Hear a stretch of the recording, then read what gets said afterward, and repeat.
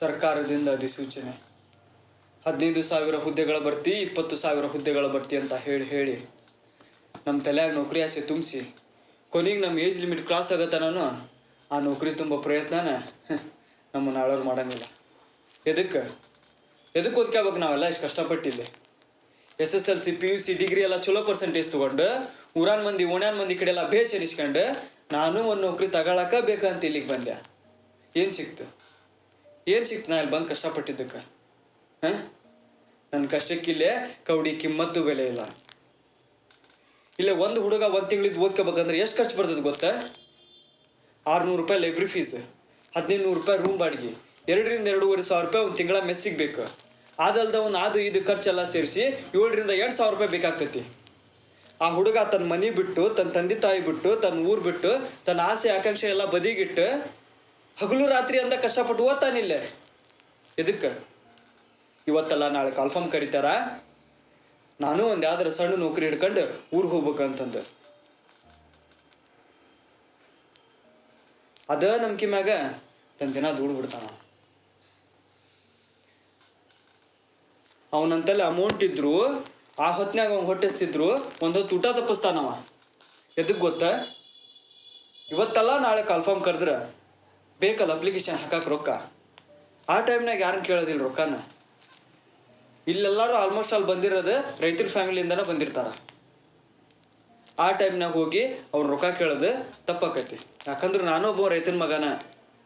ಅದ್ರ ಸಲುವಾಗಿ ಅಪ್ಲಿಕೇಶನ್ ಹಾಕ್ಬೇಕಂತಂದ ತನ್ನಂತಲ್ಲಿರೋ ರೊಕ್ಕನ ಕೂಡಿಟ್ಕೊಂತಾನವ. ಆದ್ರೆ ಏನು ಮಾಡ್ಬೇಕು? ಏಜ್ ಲಿಮಿಟ್ ಕ್ರಾಸ್ ಆಗತ್ತ. ನಾನು ಆ ನೌಕರಿ ತುಂಬದ ಕನಸಿನ ಮಾತು. ಅಮೌಂಟ್ ಹಾಕಿದ್ರ? ಹಾಕಿರ್ಬೋದು ನಿನ್ನೆ. ಇಲ್ಲಿ ಇರಾಕ ನಿಮ್ಮನೆ ರೊಕ್ಕ ಕಳಿಸ್ಬೋದು, ಆದ್ರೆ ನಮ್ಮನೆ ಕಳಿಸ್ಬೇಕಲ್ಪ. ನಮ್ಮನೆ ನಂಗೆ ಇನ್ನೊಬ್ಬರ ಮನೆ ಕಳಿಸ್ಬೇಕಲ್ಲ. ನನ್ನ ಏಜ್ ಲಿಮಿಟ್ ಕ್ರಾಸ್ ಆಗ್ಬಂತು. ನಮ್ಮ ಅಪ್ಪಗೆ ಫೋನ್ ಹಚ್ಚಿ ಯಪ್ಪ ರೊಕ್ಕ ಬಿಡ ಅನ್ನಕ್ಕೆ ಬರ್ತೈತೆ? ನನಗೆ ನಾಚಿಕೆ ಆಗತೈತಿ ನಮ್ಮ ಅಪ್ಪನ ರೊಕ್ಕ ಕೇಳಕ್ಕೆ. ಅದ್ರ ಸಲುವಾಗಿ ನಾನು 4:30ರಿಂದ 10:30 ತನಕ ಕೆಲ್ಸಕ್ಕೆ ಹೋಗ್ತಾನೆ. ಉಳ್ಕಟ್ಟ ಟೈಮ್ ಓದ್ಕೊಂತಾನೆ. ನಾನು ಫಸ್ಟ್ ಟೈಮ್ ಬಂದಾಗ ಎಷ್ಟೋ ದಿನ ಊಟ ಮಾಡಿಲ್ಲ.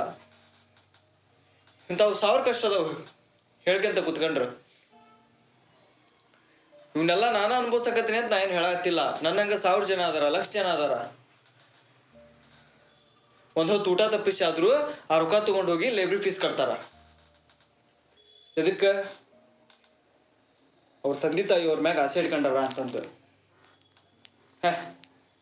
ನನ್ನ ಮಗ ಓದಾಕ್ ಹೋಗ್ಯಾನ, ಇವತ್ತಲ್ಲ ನಾಳೆ ದೊಡ್ಡ ನೌಕರಿ ಹಿಡ್ಕೊಂಬರ್ತಾನ ಅಂತಂದು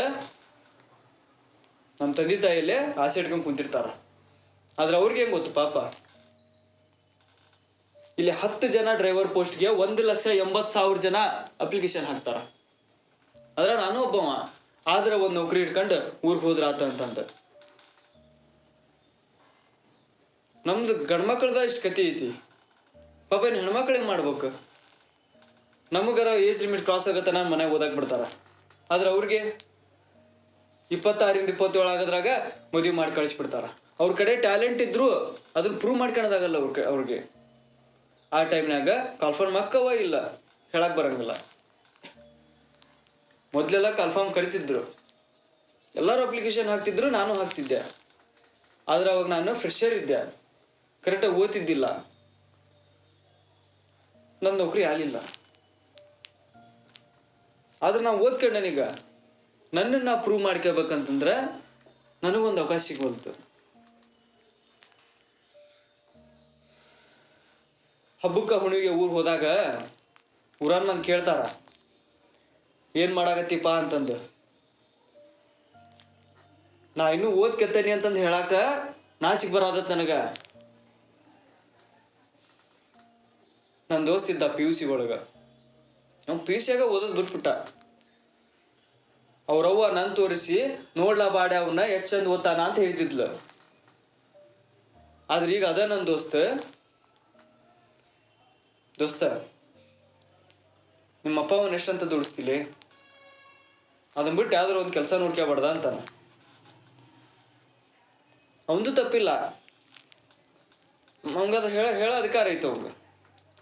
ಯಾಕಂದ್ರೆ ನಾ ಇಲ್ಲಿ ಓದೋ ಟೈಮ್ನಾಗ ಅವ್ನು ಊರಾಗ ಇದ್ಕೊಂಡು ದುಡ್ದಾನ, ರೊಕ್ಕ ಮಾಡ್ಕೊಂಡಾನ, ಈಗ ಚಲೋ ಲೈಫ್ ಲೀಡ್ ಮಾಡ್ಕೊಳಕತ್ತಾನ.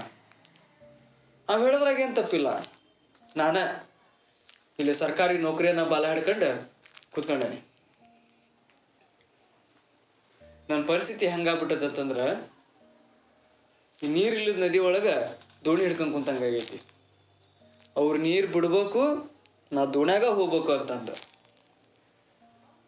ಆ ದೋಣಿ ಬಿಟ್ಟು ನಾನು ನಡ್ಕೊಂತ ಹೋಗಿದ್ರು ನಾನು ನನ್ನ ಗುರಿ, ನನ್ನ ದಡ ಮುಟ್ಬಿಡ್ತಿದ್ದೆ. ಏನು ಮಾಡ್ಬೇಕು? ಏನು ಮಾಡಿ ನಾ ಇಷ್ಟು ದಿವಸ ಓದಿದ್ದು ವೇಸ್ಟ್ ಆತ.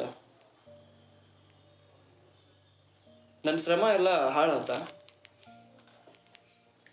ನಾ ಏನು ಮಾಡಿ?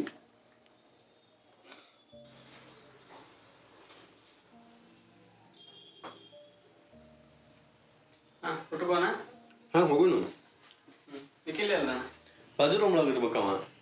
ಕರ್ಕೊಂಬರ್ತೀನಿ ತಡಿ, ಅಷ್ಟು ಸೇರಿ ಹೋಗೋಣ ಅಂತ.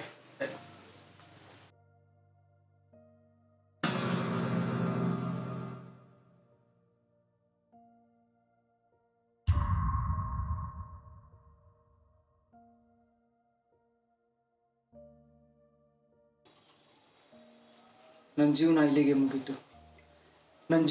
ಮುಗೀತು. ನಿಖಿಲ, ಓಯ್ ನಿಖಿಲ, ಯಾಕ್ಲಿ ಏನಾಯ್ತು? ನನ್ನ ಜೀವನ ಇಲ್ಲಿಗೆ ಮುಗಲಿಲ್ಲ.